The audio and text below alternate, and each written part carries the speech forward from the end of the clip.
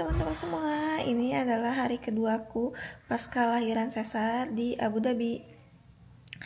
Jadi aku bakal ceritain gimana pengalamanku lahiran sesar di Abu Dhabi buat teman-teman yang mungkin sempat cari-cari gimana sih lahiran di Abu Dhabi. Semoga video ini bisa membantu. Aku akan jelasin secara singkat dan inti-intinya aja. Dan mungkin video ini nggak terlalu banyak editannya. Mohon maaf karena aku nggak sempet untuk edit videonya. So, sebelum lanjut ke videonya, jangan lupa like, comment, dan subscribe supaya aku makin semangat bikin videonya. Nah, jadi di awal kehamilan itu kita bakal dicek urin sama tes darah juga untuk memastikan apakah kita benar positif hamil atau enggak. Lalu dokter abis itu ngerekomendasiin kita untuk cek fetometal, itu tuh untuk ngeliat janinnya apa ada kelainan atau enggak, sekalian USG yang normal biasa setiap bulan. Kalau untuk fetometal itu diceknya setiap 3 bulan sekali. Jadi selama 9 bulan kehamilan tuh kita punya 3 kali sesi untuk cek fetometal. Nah, dokter yang ngecek fetometal sama dokter yang cek USG itu beda ya guys. Kalau yang USG cuman ngedetect kayak detak jantungnya oke enggak gitu, enggak di sini enggak terlalu detail sih ceknya, enggak setiap visit bakal diliatin hasil USG 4G-nya yang kelihatan kayak daging gitu loh, yang hasil USG-nya enggak, cuman yang 2D aja. Nah, untuk kalau kita pengen lihat yang 4G-nya itu pas ngecek fetometal kita bisa request nih ke suster yang ceknya, sus bisa nggak kita lihat untuk USG 4G-nya gitu. Tapi kalau kita nggak request, biasanya mereka nggak kasih lihat kita dan nggak printin hasil USG yang 4G-nya itu. Terus nanti dokter juga bakal nawarin kita untuk tes NIPT. Cuman yang NIPT ini nggak di cover sama asuransi. Biayanya itu sekitar 1.200 sampai 1.500 AED. Nah, meskipun dokternya nggak terlalu banyak ngejelasin detail, tapi kalian gak usah khawatir ya. Mereka itu udah bener-bener cek keadaan janinnya. Oke, selanjutnya aku lahiran 100% di cover sama asuransi. Aku pakai asuransi dari kantornya Jaki, namanya Daman. Terus aku lahiran itu di Danat Hospital. Dokter yang nanganin aku tuh dokter Mitili. Kenapa aku pilih dokter Mitili? Karena ini tuh rekomendasi dari teman-temannya Jaki. Udah ada 3 orang yang lahiran pakai dokter ini dan ngerekomendasiin dokter ini tuh oke. Karena dokter ini tuh bukan hanya buat dokter lahiran ya Pia, tapi dokter Mitili itu spesialis apa? Spesialis surgery. Nah, karena dokter Mitili itu spesialis surgery. Karena dari awal tuh aku udah milih mau lahiran sesar, bukan karena apa-apa ya, karena anak pertamaku dulu pas mau lahiran normal tuh nggak ada pembukaan. Jadi aku takut yang sekarang kalau aku maksain normal sama aja nggak ada pembukaan. Jadi dokternya pun ngizinin. Sebenarnya di sini agak strict ya, ada dokter yang nggak mau kasih kita lahiran sesar, jadi mereka harus usahain kita normal dulu. Cuman kalau dokter Mitili dia langsung oke, kalau emang aku mau lahiran sesar oke, dia sanggupin untuk aku lahiran sesar. Oke, sekarang lanjut ke cerita melahirkan aku, pengalamanku melahirkan di Abu Dhabi. Mungkin pengalaman setiap orang beda-beda, tapi aku cerita berdasarkan pengalaman aku. Disclaimer, aku adalah orang yang sangat amat rendah tahan rasa sakitnya. Jadi yang menurut orang itu nggak sakit, tapi menurut aku itu pasti sakit ya. Jadi ya, ayo kita dengerin pengalamanku. Jadi ada pengalaman dari teman-teman aku yang sempat bikin aku khawatir untuk lahiran di Abu Dhabi.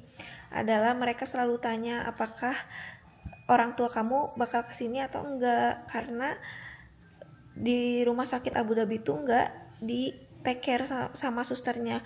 Kamu tuh harus mandiri, makanya mesti ada orang yang bantuin kamu, kayak keluarga yang datang, orang tua atau mertua yang datang. Nah, tapi aku sama aku cuma berdua sama suami aku dan sama anak pertamaku yang usianya masih 3 tahun. Alhamdulillah semuanya lancar karena suamiku juga banyak ngebantu dan sangat berperan ya. Terus ternyata nggak semandiri yang aku bayangin, susternya pun tetap bantuin, take care banget kok. Mereka gantiin popok, mandiin bayinya ya senormalnya aku waktu lahiran Nara di Indonesia pun sama, dimandiin, digantiin popok dan lain-lain. Gak ada yang mesti dikhawatirin kayak kita bener-bener langsung dilepas gitu aja, enggak kok, tenang aja, oke?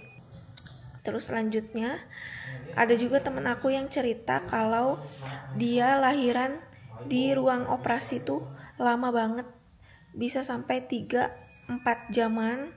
Terus di ruangan operasinya dingin banget dan kayak menegangkan banget. Nah itu kan bikin aku sempet kayak deg-degan dan menyiapkan mental banget.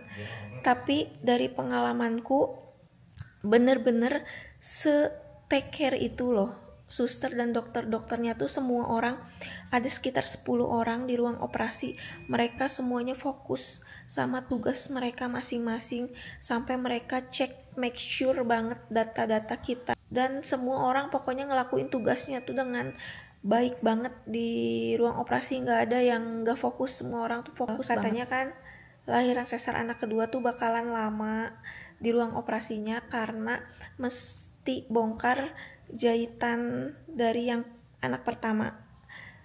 Aku bener-bener di ruang operasi cuman 15 menit bayinya udah keluar. Aku pada lagi mikirin hal-hal lain apa, tiba-tiba bayinya udah keluar. Mungkin pengalaman dari orang-orang beda karena beda dokter juga ya. Aku pakai dokter Mitili kan karena dia ahli surgery. Jadi bener-bener secepat itu bayinya keluar, langsung dikasih ke aku di skin to skin.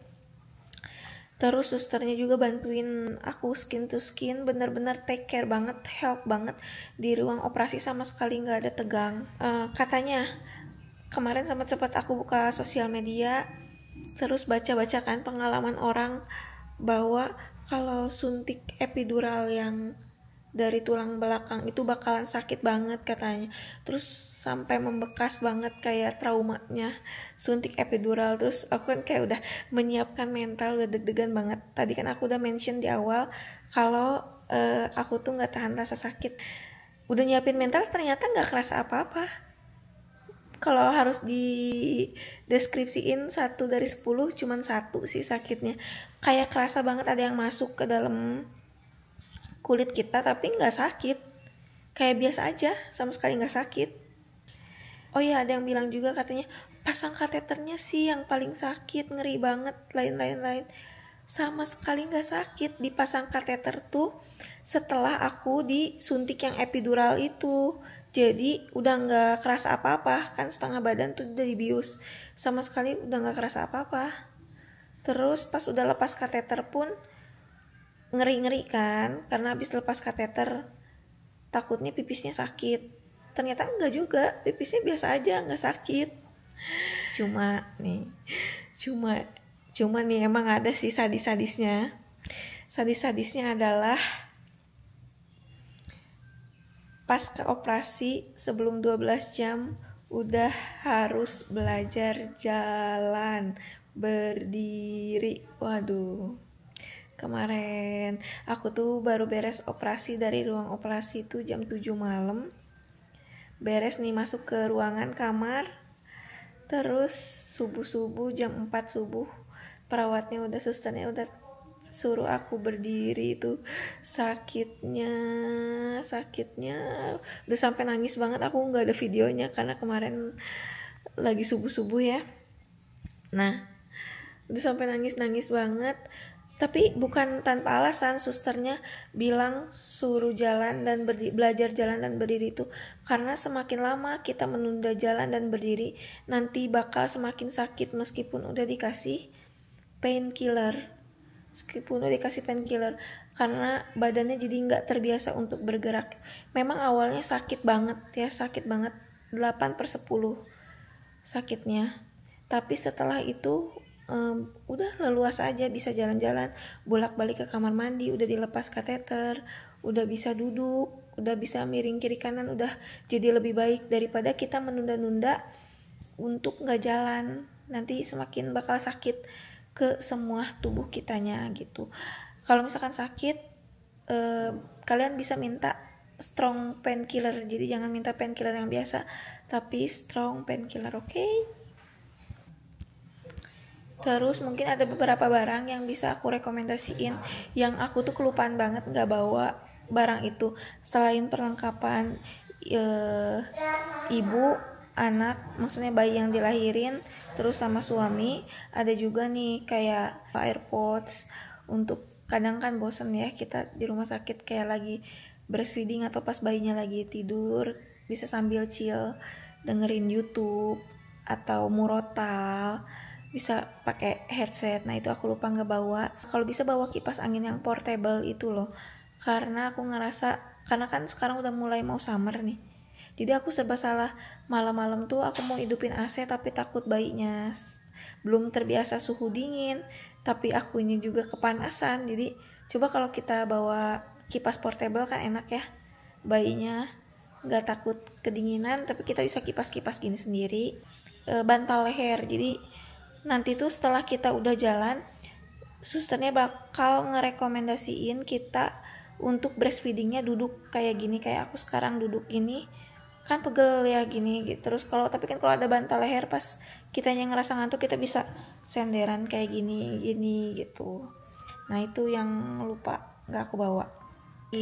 Bawa sedotan karena beres operasi itu dikasih makanannya yang cair-cair dulu, kayak sup cuman chicken broth gitu.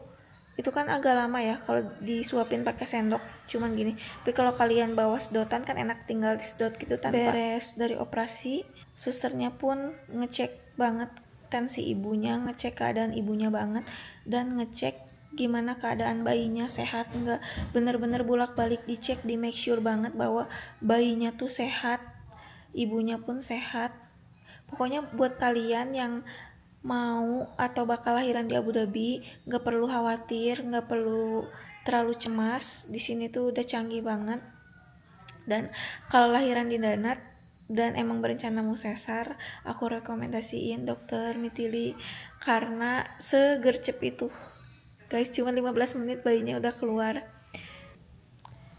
Nah buat yang nanya berapa hari kira-kira dirawat di rumah sakitnya, aku tuh kemungkinan besok bakal pulang, jadi totalnya adalah 3 hari 2 malam aku dirawat di rumah sakitnya untuk lahiran sesar ya.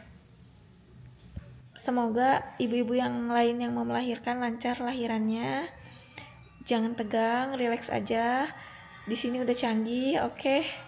Sekian cerita lahiran dari aku, Echa di Abu Dhabi. Jangan lupa like, comment, dan subscribe. Semoga video ini membantu. Bye-bye.